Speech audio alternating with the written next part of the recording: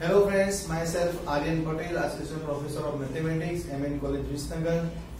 અહીં સેમેસ્ટર 5 ની અંદર આપણો કોર્સ છે CC Math 503 જેની અંદર ડિફરન્શિયલ ઇક્વેશન ની વાત કરીશું. જેનો પહેલો યુનિટ છે એની અંદર linear differential equation with constant coefficient ની વાત કરીશું. ઓકે, સો પહેલું જે આ તમને સમજાવતા પહેલા હું થિયરમ નું સ્ટેટમેન્ટ લખી દઉં. એક અગત્યનું થિયરમ છે તેનું સ્ટેટમેન્ટ લખું, પછી તમને સમજાવું કે linear differential equation with constant coefficient એનો મતલબ શું થાય. તો થિયરમ ની અંદર વાત છે કે if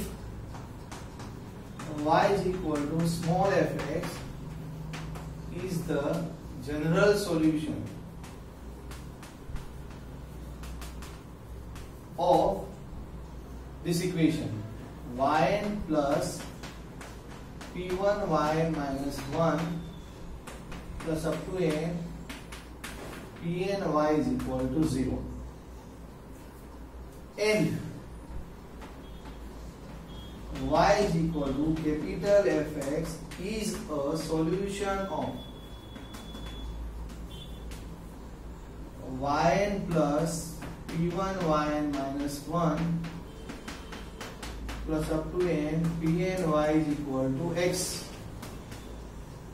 where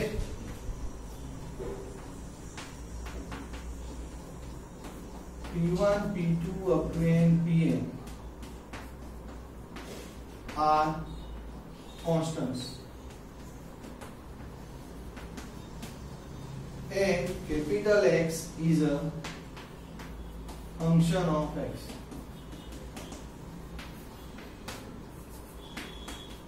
Then statement શું કહે છે કે y is equal to small fx plus capital Fx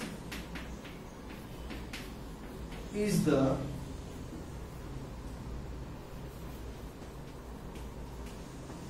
general solution of काय इक्वेशन का general solution. So yn plus p1 yn minus 1 plus up to n pn y is equal to x. तो शुरुआत में તમને સમજાવું કે linear differential equation with constant coefficient એનો મતલબ શું થાય. તો અહીં જે આપણે ડિફરન્શિયલ ઇક્વેશન લીધું છે yn plus p1 yn minus 1 plus pny is equal to 0, આ ડિફરન્શિયલ ઇક્વેશન ને બરાબર સમજીએ. એ છે શું ડિફરન્શિયલ ઇક્વેશન? તો જુઓ, આ ડિફરન્શિયલ ઇક્વેશન ની અંદર જે આગળ જે કોએફિશિયન્ટ જોવા મળે છે p1 p2 pn એ કેવા લીધા છે આપણે? કોન્સ્ટન્ટ છે. એનો મતલબ કે આ ડિફરન્શિયલ ઇક્વેશન છે એની અંદર કોએફિશિયન્ટ કેવા છે? Constant. Okay, p1 p2 pn constant coefficient છે માટે અહીં આપણે differential equation with constant coefficient કહીશું. હવે વાત આવી કે લિનિયર ડિફરન્શિયલ ઇક્વેશન કેમ કહેવાય. તો જુઓ, અહીં આ ડિફરન્શિયલ ઇક્વેશન એનું સોલ્યુશન કયું છે? y બરાબર fx. બરાબર સમજજો, y બરાબર fx આ ડિફરન્શિયલ ઇક્વેશન નું સોલ્યુશન છે. તો એનો મતલબ કે અહીં x જે છે એ કયો વેરીએબલ કહેવાય? ઇન્ડિપેન્ડન્ટ વેરીએબલ કહેવાય. સમજજો, ઇન્ડિપેન્ડન્ટ વેરીએબલ કહેવાય. અને y કયો વેરીએબલ? y x પર ડિપેન્ડ મતલબ આધાર રાખે છે માટે y કયો વેરીએબલ કહેવાય? ડિપેન્ડન્ટ વેરીએબલ કહેવાય. તો અહીં આખી જે ચર્ચા છે ત્યાં y ડિપેન્ડન્ટ વેરીએબલ છે ઓન x અને x છે ઇન્ડિપેન્ડન્ટ વેરીએબલ છે.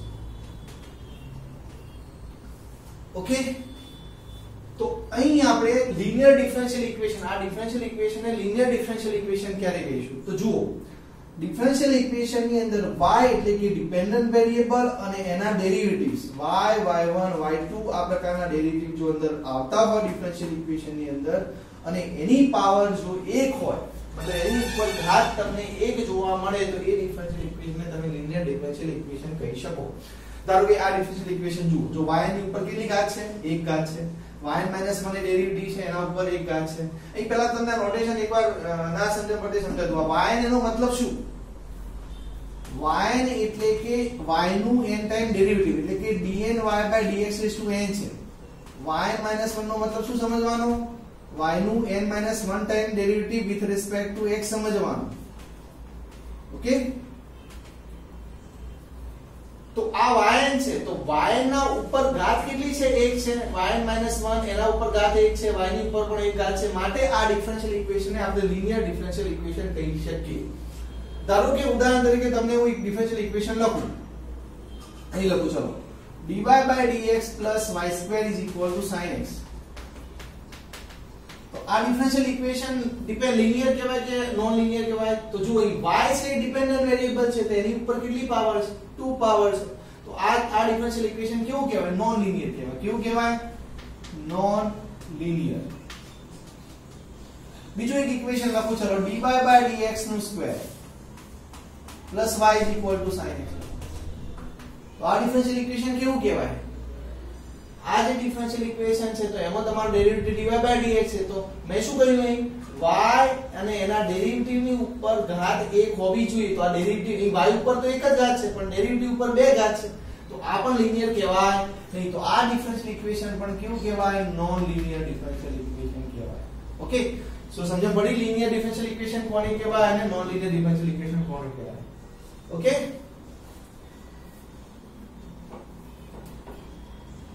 તો આ ડિફરન્શિયલ ઇક્વેશન ની ઉપર જે તમે y અને એના ડેરિવેટિવ જોવા મળે છે એના ઉપર એક ઘાત છે માટે આ લિનિયર ડિફરન્શિયલ ઇક્વેશન કહેવાય અને આગળ જે સહગુણકો છે એટલે કે કોફિશિયન્ટ જે છે એ કોન્સ્ટન્ટ છે માટે અહીં લખ્યું છે p1 p2 pn કેવા છે કોન્સ્ટન્ટ છે માટે આ જે ડિફરન્શિયલ ઇક્વેશન કયા ટાઈપનું કહેવાય linear differential equation with constant coefficient ચલો હવે મેં પહેલા જે વાત કરી એ આ તમને વાક્ય આ શબ્દ સમજાવવાનો પ્રયત્ન કર્યો અને લિનિયર ડિફરન્શિયલ ઇક્વેશન કેવા હોય તો આ ટાઈપના હોય હવે અહીંયા જે થિયરમ શું કહે છે તો એની વાત કરીએ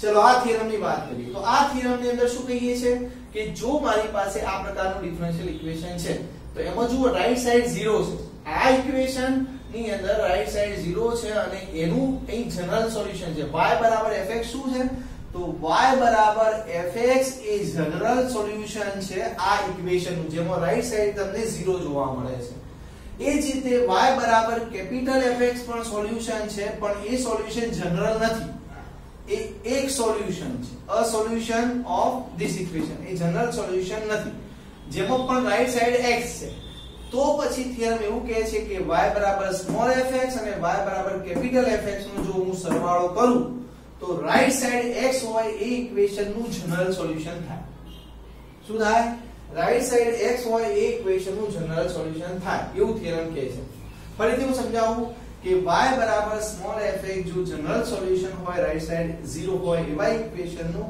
અને y fx એ રાઈટ સાઈડ x હોય એવા ઇક્વેશન નું એક સોલ્યુશન હોય તો y small fx capital fx એ જે છે એ રાઈટ સાઈડ x હોય એવા ઇક્વેશન નું જનરલ સોલ્યુશન કહેવાય હવે પહેલા તો જનરલ સોલ્યુશન શબ્દ હું સમજાવી દઉં જનરલ સોલ્યુશન કેવા સોલ્યુશન ને આપણે જનરલ સોલ્યુશન કહીશું તો જે સોલ્યુશન ની અંદર તમને આર્બિટ્રરી કોન્સ્ટન્ટ જોવા મળતા હોય એવા સોલ્યુશન ને તમે જનરલ સોલ્યુશન કહી શકો ઉદાહરણ તરીકે ખાલી તમે સેકન્ડ સેમિસ્ટરમાં ભણ્યા છો એવું ડિફરન્શિયલ ઇક્વેશન આ લઈ લો ચલો આનું સોલ્યુશન તમને શોધતા નથી આવડતું હું ડાયરેક્ટ એનું સોલ્યુશન તમને કહી દઉં છું બરાબર આપણે અહીં સોલ્યુશન કયું મળશે એ અગત્યનું નથી પણ સોલ્યુશન ને કેવું એ અગત્યની વસ્તુ છે તો આ સોલ્યુશન ધારો કે આ ઇક્વેશન નું થાય હું d2 - c2y 0 ડિફરન્શિયલ ઇક્વેશન લઉં તો એનું સોલ્યુશન તમે આવું લખી શકો c1e⁻x c2e−ax તો આ જે સોલ્યુશન છે એ સોલ્યુશન ની અંદર તમને c1 અને c2 જોવા મળે છે જે શું છે કોન્સ્ટન્ટ છે તો આ c1 અને c2 ની જગ્યાએ હું જુદા જુદા નંબરો મૂકું તો એક થી વધારે સોલ્યુશન બનાવી શકું ધારો કે અહીં y c1 1 મૂકું અને c2 2 મૂકું તો એક સોલ્યુશન કયું થયું e⁻ax e⁻2e⁻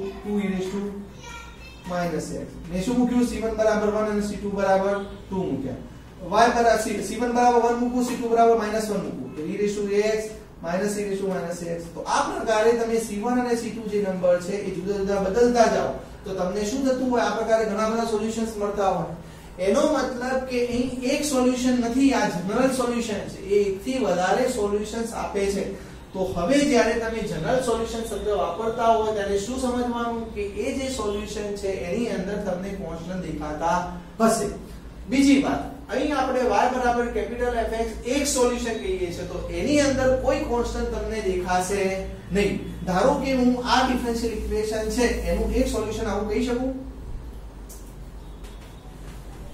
y = e raised to x y નું સોલ્યુશન છે પણ આ હું જનરલ સોલ્યુશન કહી શકું નહીં અમે કઈ રીતે મેળવ્યું ખબર છે હમણાં c1 અમે મેં સોલ્યુશન કયું લખ્યું હતું c1 e raised to x c2 e raised to x લખ્યું હતું એમાં c1 ફિક્સ કરી દીધા c1 1 લઈ લીધા c2 0 લઈ લીધા તો શું થયું e raised to x તો આ પણ એક સોલ્યુશન થયું e raised to x પણ આ સોલ્યુશન છે એ સોલ્યુશન ને હું જનરલ સોલ્યુશન કહી શકું નહીં બીકોઝ આ સોલ્યુશન એક ફિક્સ સોલ્યુશન છે એટલા માટે એને જનરલ સોલ્યુશન કહેવાય નહીં તો જનરલ સોલ્યુશન ની અને કોને કહેવાય તો જેની અંદર તમને આર્બિટરી કોન્સ્ટન્ટ જોવા મળતા હોય એવા સોલ્યુશનને જનરલ સોલ્યુશન કહેવાય તો આપણને એક y small fx right side 0 હોય એનું જનરલ સોલ્યુશન આપ્યું છે અને રાઈટ સાઈડ x હોય એવા ઇક્વેશન નું એક સોલ્યુશન આપ્યું છે તો રાઈટ સાઈડ x y એવા ડિફરન્શિયલ ઇક્વેશન નું સોલ્યુશન જનરલ સોલ્યુશન કયું થશે આ થશે હવે ચલો આને હું દાખલાના સેન્સમાં તમને સમજાવું આ જે છે ને થિયરમ એને દાખલાના સેન્સમાં સમજાવો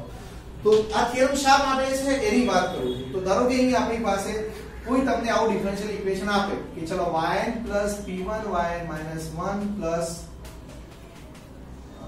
up to n pny બરાબર x છે ધારો કે તમને આવું કોઈ ડિફરન્શિયલ ઇક્વેશન આપે છે અને કે સોલ્વ કરો તો આને સોલ્વ કરવું છે તો હું શું કરીશ પહેલા તો હું પહેલા થિયરમ પ્રમાણે પહેલા શું કરીશ yn p1 yn -1 up to n pny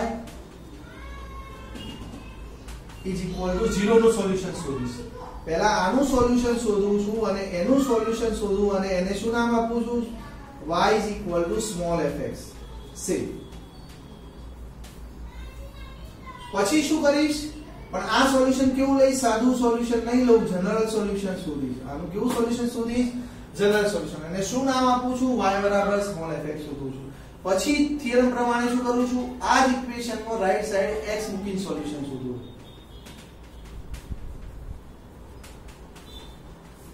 આમાં તમે જનરલ સોલ્યુશન શોધતા નથી એક જ સોલ્યુશન શોધો છો અ સોલ્યુશન અને એ સોલ્યુશનને કહો છો કેપિટલ fx સી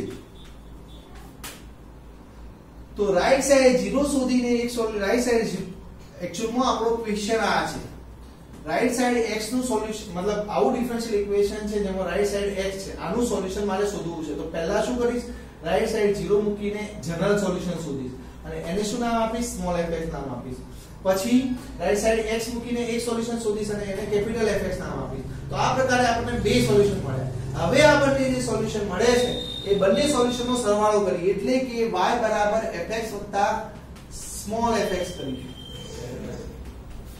તો આ જે થશે એ શું થશે is the general solution is the general solution of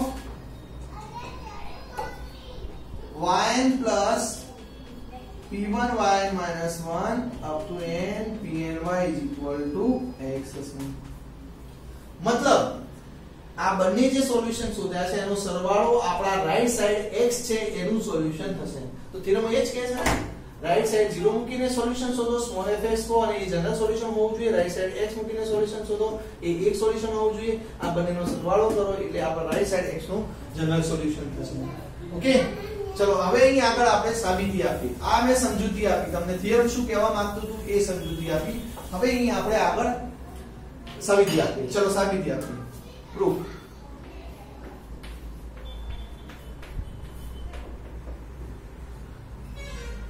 તો પહેલા આપણી પાસે શું ડેટા છે ડેટા એવો છે કે y બરાબર fx એ જનરલ સોલ્યુશન છે since y is equal to small fx is the general solution of क्या इक्वेशन जनरल सॉल्यूशन है yn plus p1 yn minus 1 up to n pny બરાબર 0 આનું જનરલ સોલ્યુશન છે ઓકે તો આપણે શું કરીશું y બરાબર fx સોલ્યુશન છે એનો મતલબ કે તમે સોલ્યુશન નો મતલબ શું કરી શકો તો સોલ્યુશન છે એનો મતલબ કે એ ઇક્વેશન ને સેટિસ્ફાય કરે તો તમે આમાં y બરાબર fx મૂકશો તો રાઈટ સાઈડ તમને શું મળતા હશે 0 મળતા હશે તો તમે આમાં શું કરી શકો રાઈટ સાઈડ અંદર y બરાબર fx મૂકી શકો તો y બરાબર fx મૂકી તો આપણને શું મળશે fx નું n time derivative plus p1 fx નું n - 1 time derivative plus up to n pn fx is equal to 0 આને આપણે ઇક્વેશન 1 કહીએ. તો પહેલો જે ડેટા હતો y બરાબર fx જનરલ સોલ્યુશન છે, માટે આપણે આ લખી શકીએ, કારણ કે સોલ્યુશન હોય એનો મતલબ એ કયો આઈડિયા યુઝ થયો, એ સોલ્યુશન છે માટે ઇક્વેશન ને સેટિસ્ફાય કરે છે. તો લેફ્ટ સાઈડ y બરાબર fx મૂકું તો રાઈટ સાઈડ મને કેલ્ક્યુલેશન કરીને જવાબ શું મળવાનો છે, 0 મળવાનો છે. તો એ વાત કરી. ચલો બીજો ડેટા શું છે, તો બીજો ડેટા એ છે કે y બરાબર fx પણ સોલ્યુશન છે, પણ એમાં એ કયા ઇક્વેશનનું સોલ્યુશન છે, જ્યાં રાઈટ સાઈડ x છે. તો ચલો અહીં બીજી વાત કરીએ તો since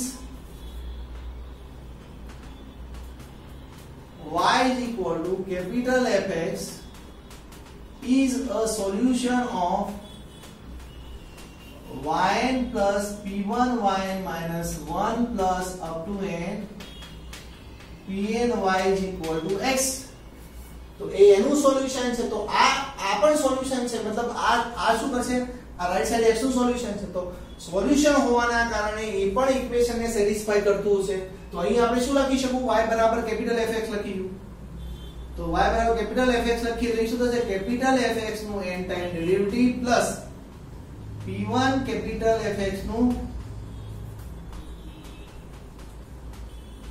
n - 1 time derivative plus up to n pn capital fx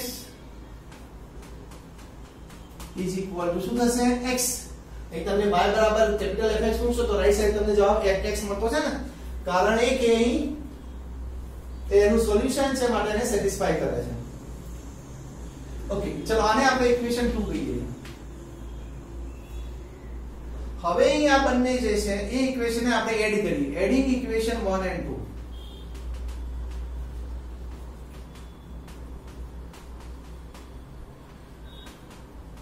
તો જો અહીં fx નું n ટાઈમ ડેરિવેટિવ છે, સ્મોલ fx નું n ટાઈમ ડેરિવેટિવ છે, કેપિટલ fx નું n ટાઈમ ડેરિવેટિવ છે, આ બંનેને એડ કરીએ પહેલા આપણે, મતલબ કરસ્પોન્ડિંગ ટર્મ્સ એડ કરીએ છે.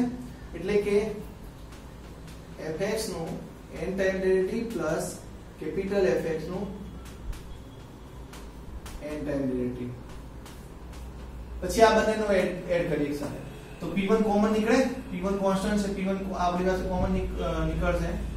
અહીં અંદર રહેશે fx નું n - 1 time derivative plus capital fx નું n - 1 time derivative plus up to n pn બહાર નીકળશે કોમન, મતલબ fx plus capital fx, right side શું વધશે, 0 પ્લસ x એટલે કે x. તો અહીં તમને શું જોવા મળે છે, આ જોવા મળે છે. ઓકે, બટ આને હું તમે સિમ્પ્લિફાય કરો તો શું થાય, હું આ સમજાવું, એના પછી તમને બાકીના ટર્મ્સ સમજવા પડશે. તો હું એને સાઈડમાં લઈને જોઉં છું. ચલો, fx એનું n ટાઈમ ડેરિવેટિવ છે અને બાજુમાં છે કેપિટલ fx નું n ટાઈમ ડેરિવેટિવ, અને બંનેનો સરવાળો છે. ચલો આ છે શું, આને જુઓ, આ છે શું, તો આ fx નું n ટાઈમ ડેરિવેટિવ છે, એટલે કે d(n/dx(n fx) છે. અને આ પણ શું છે, n ટાઈમ ડેરિવેટિવ છે, કોનું, કેપિટલ fx નું, એટલે કે d(n/dx(n કેપિટલ fx) છે.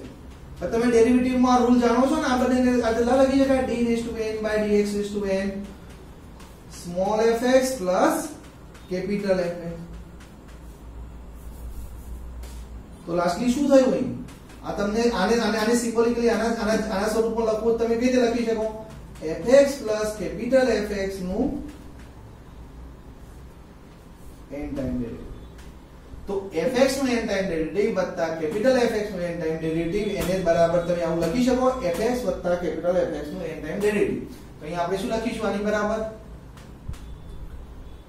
fx પ્લસ કેપિટલ fx એનું n ટાઈમ ડેરિવેટિવ પ્લસ એ જ રીતે બાકીના બધાને લખી શકીએ, આને આ રીતે લખી શકીએ. તો આને શું લખી શકાય, small fx plus capital fx નું n - 1 ટાઈમ ડેરિવેટિવ. ઓકે,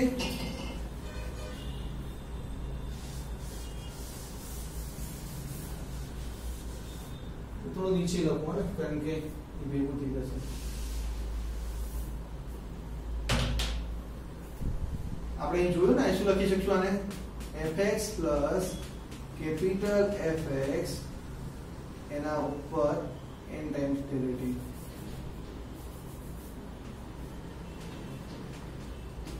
બીજી ત્યાં શું લખીશું આના બરાબર p1 small fx plus capital fx એના ઉપર n time derivative plus up to n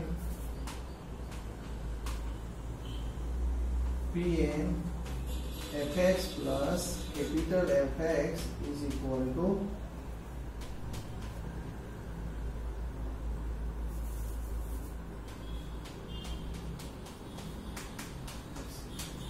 તો આ એકચ્યુઅલમાં શું દેખાય છે તમને? આ જુઓ, આ ડિફરન્શિયલ ઇક્વેશન છે ને આપણું રાઈટ સાઈડ x વાળું, એની અંદર તમારા શું મૂકેલા દેખાય છે? y બરાબર સ્મોલ fx વત્તા કેપિટલ fx મૂકેલા દેખાય છે. એનો મતલબ શું થયું કહેવાય કે y બરાબર fx વત્તા, આનો મતલબ શું થયો? y બરાબર small fx plus capital fx is the solution of કયા ઇક્વેશન નું સોલ્યુશન છે? રાઈટ સાઈડ x વાળા ઇક્વેશન ને સેટિસ્ફાય કરે છે ને, એટલે કે yn plus p1 yn minus 1 plus up to n pn y is equal to x નું સોલ્યુશન છે. તમે કહી શકો ને, કારણ કે જુઓ આનો રિવર્સમાં જુઓ, તમને ના ખબર પડે તો શું કરે છે? આ સેટિસ્ફાય કરતું જોવા મળે છે. કોને? આ ઇક્વેશનને સેટિસ્ફાય કરતું તમને જોવા મળે છે. ઓકે, તો એટલા માટે આપણે કહી શકીએ કે આ એનું સોલ્યુશન છે. બટ અહીં આપણે કેવું સોલ્યુશન બતાવવાનું છે? જનરલ સોલ્યુશન બતાવવાનું છે. હવે જનરલ સોલ્યુશન કઈ રીતે બતાવીશું તો હવે એની વાત કરીએ. તો here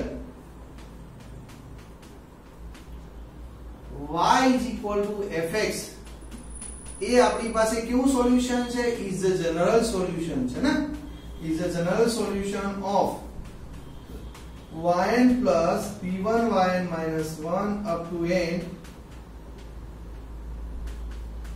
pn y is equal to 0. ચલો, y બરાબર સ્મોલ fx એ કેવું સોલ્યુશન છે? જનરલ સોલ્યુશન છે. જનરલ લખ્યું છે ને, એનો મતલબ એ થયો કે એ શું કરતું છે? n આર્બિટ્રરી કોન્સ્ટન્ટ ધરાવતું હશે.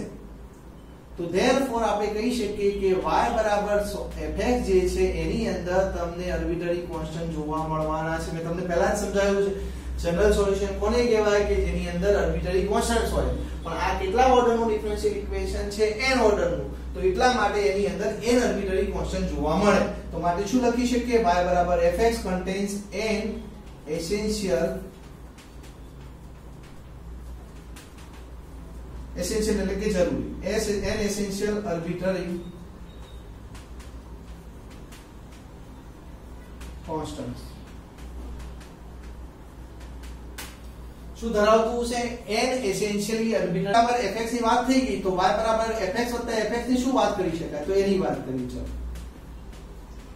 હવે જુઓ, આ જે સ્મોલ fx છે એની અંદર તમને n આર્બિટ્રરી કોન્સ્ટન્ટ જોવા મળે છે. એનો મતલબ કે આની અંદર તમારી પાસે n કોન્સ્ટન્ટ જોવા મળે છે.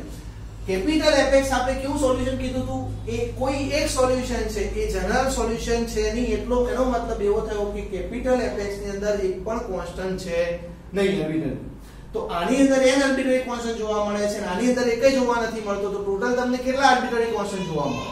n જોવા મળે. તો એનો અહીં y બરાબર fx ની અંદર n જોવા મળે છે અને આ fx ની અંદર એક પણ આર્બિટ્રરી કોન્સ્ટન્ટ જોવા નથી મળતો. માટે ટોટલ અંદર જોવા જઈએ તો n આર્બિટ્રરી કોન્સ્ટન્ટ જોવા મળે. તો છેલ્લે શું લખી શકીએ? that means this y is equal to small fx વત્તા capital Fx contains n essential arbitrary constants. So therefore હવે આર્બિટ્રરી કોન્સ્ટન્ટ ધરાવતું હોય તો એવું સોલ્યુશન તો આપણે કેવું સોલ્યુશન કહીએ છીએ? જનરલ સોલ્યુશન કહીએ છીએ.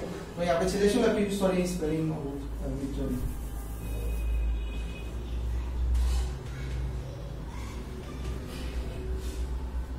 n essentially arbitrary constants. So therefore lastly આપણે શું કહી શકીએ? y is equal to small fx plus capital Fx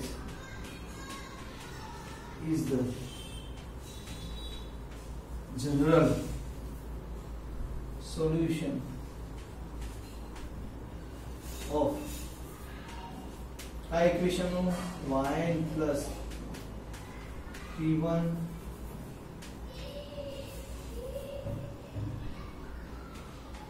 y yn minus 1 plus up to n pn y બરાબર x સમજ પડી।